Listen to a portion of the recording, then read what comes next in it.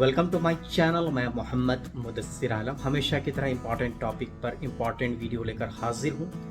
आप में से कई लोग लगातार पूछ रहे हैं कि central university of south Bihar की काउंसलिंग और admission process UG courses UG PG के लिए कब से शुरू होगी, कब डेट है, क्या क्या आगे करना है आपको। हालांकि मैंने पिछले वीडियोस में बता दिया है कि काउंसलिंग कब से शुरू होगी, क्या क्या चीज़ें हैं, क्या डॉक्यूमेंट्स लगेंगे, कितनी फ़ी लगेगी। लेकिन एक सवाल आप में से कुछ लोगों ने पूछा है कि रजिस्ट्रेशन फ़ी कितनी लगेगी और क्या रजिस्ट्रेशन फ़ी रिफंडेबल है। तो इस टॉपिक पे ये वीडियो है। वीडियो को आखिर तक देखें, इसे लाइक करें, दूसरों से शेयर करें, चैनल पर नए हैं तो इसे सब्सक्राइब करें, ज्वाइन करें और बेल के आइकन को ज़रूर दबाएं। तो टॉपिक है कि central university of south Bihar के यूजी और यूजी पीजी कोर्सेज़ के लिए रजिस्ट्रेशन फ़ी कितनी लगेगी। जैसा कि आपको पता है कि central university of south Bihar ने इस एकेडमिक सेशन 2025-26 में कुल 23 कोर्सेज के लिए एप्लीकेशन प्रोसेस लॉन्च किया था। एग्ज़ाम्स भी हो चुके हैं, रिजल्ट भी आ चुके हैं। अब इन 23 कोर्सेज के लिए 1 से 2 दिन में काउंसलिंग प्रोसेस शुरू होगी। तो सवाल है कि कितना फ़ी लगेगा आपको at the time of counselling. जो Central university of south Bihar का स्टैंडर्ड होता है हर प्रोग्राम के लिए, जितने भी प्रोग्राम के लिए आप देना चाहते हैं, आपको 500 rupees as a registration fee submit करना होगा। ये जनरल कैटेगरी के लिए फ़ी होती है। वहीं SC ST और PWD कैटेगरी के लिए ये फ़ी रिड्यूस हो जाती है, कुछ कम हो जाती है, 250 रुपये हो जाते हैं। तो आप जितने कोर्सेज़ के लिए आप रजिस्ट्रेशन करेंगे उतना मल्टीप्लाई होते जाएगा। जैसे आपने जनरल टेस्ट का एग्ज़ाम दिया है सिर्फ, तो central university of south Bihar के 7 कोर्सेज़ के लिए आप एलिजिबल हो जाएंगे रजिस्ट्रेशन और एडमिशन प्रोसेस के लिए अपने स्कोर से। अगर आप 7 कोर्सेज़ को चूज़ करते हैं तो टोटल आपको 500 × 7 3500 रुपीज़ आपको रजिस्ट्रेशन फ़ी देना पड़ेगा और हर कोर्स के लिए अलग अलग रजिस्ट्रेशन करना पड़ेगा।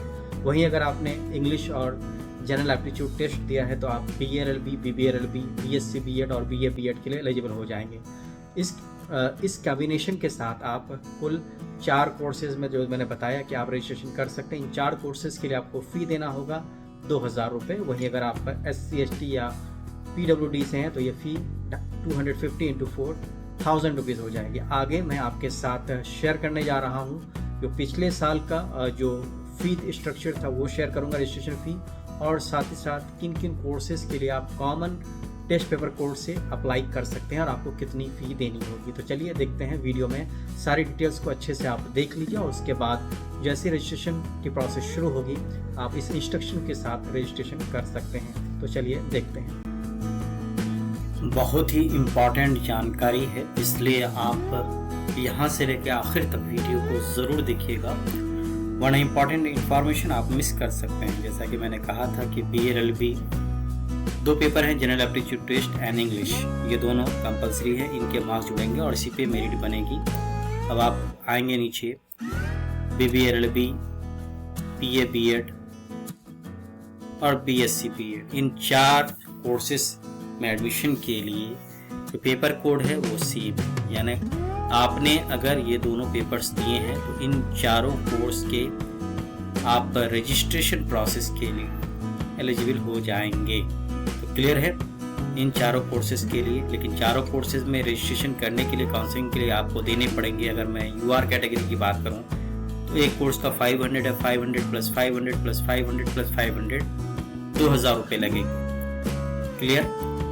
वहीं अगर आपको BSc ऑनर्स एग्रीकल्चर में करना है, आपने केमिस्ट्री का एग्ज़ाम दिया है और साथ ही साथ एग्रीकल्चर, बायोलॉजी, मैथमेटिक्स या फिजिक्स में से कोई एक पेपर दिया है तो 250 + 250 500 मार्क्स का टोटल एग्ज़ाम हुआ है।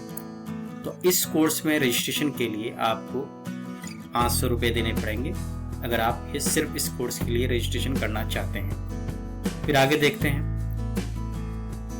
अगर आपने जनरल एप्टीट्यूड टेस्ट के साथ मैथमेटिक्स या अप्लाइड मैथमेटिक्स का एग्ज़ाम दिया है तो टोटल मार्क्स हुए 500। इन्हीं पेपर कोड से आप मैथमेटिक्स और स्टैटिस्टिक्स दोनों के लिए एलिजिबल हो जाएंगे। अगर आप चाहें तो दोनों कोर्सेज के काउंसलिंग और एडमिशन प्रोसेस में भाग ले सकते हैं। आपको टोटल फ़ी करना होगा पेमेंट 500 + 500 1000 रुपये। क्लियर है। यहाँ साइड में total number of seats intake दिखाया गया है।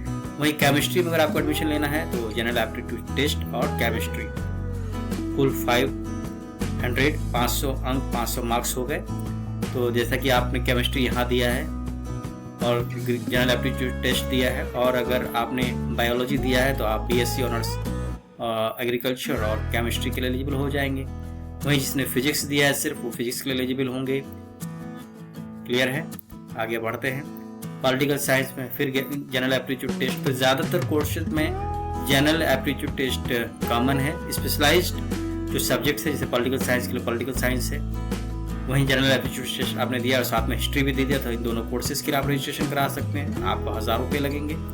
अगर आपको इंग्लिश में करना है, जनरल एप्टीट्यूड टेस्ट आपने दिया और इंग्लिश दिया है तो 500 इसी जनरल एप्टीट्यूड टेस्ट, और साथ में अगर आपने अकाउंटेंसी बुक कीपिंग दिया है तो इन दोनों कोर्सेज के लिए आप करेंगे तो आपको 500 + 500। वहीं अगर आपने हिंदी भी दे दिया है जनरल एप्टीट्यूड टेस्ट के साथ, तो आप इसके लिए भी एलिजिबल होते हैं। इसके लिए भी आप रजिस्ट्रेशन कराएंगे तो 500 रुपीज़ और लगेंगे। अगर आपने जनरल एप्टीट्यूड टेस्ट के साथ कंप्यूटर साइंस भी दिया है तो आप BSc MSc कंप्यूटर साइंस के लिए एलिजिबल हो जाएंगे, तो इसके लिए भी आप रजिस्ट्रेशन करा सकते हैं। वहीं BSc MSc लाइफ साइंस के लिए जनरल एप्टीट्यूड टेस्ट के साथ अगर आपने बायोलॉजी दिया है तो इस कोर्स के लिए आप एलिजिबल हो जाएंगे काउंसलिंग और एडमिशन प्रोसेस के लिए। वहीं आखिर में जनरल एप्टीट्यूड टेस्ट, एक जनरल एप्टीट्यूड देकर सेंट्रल यूनिवर्सिटी के ज़्यादातर कोर्सेज में जनरल एप्टीट्यूड टेस्ट कॉमन है, दूसरा पेज स्पेशलाइज पेपर है। तो जनरल एप्टीट्यूड टेस्ट के साथ आप D pharma, BSc MSc geology, PG in journalism and mass communication, PG in economics, UG PG in economics, तो ये 4 पेपर्स तो यहाँ हो गए, 4 सब्जेक्ट्स, सोशियोलॉजी, ज्योग्राफी और साइकोलॉजी। तो कुल आप जनरल एप्टीट्यूड टेस्ट पेपर को अगर आपने दिया है तो 1 2 3 4 5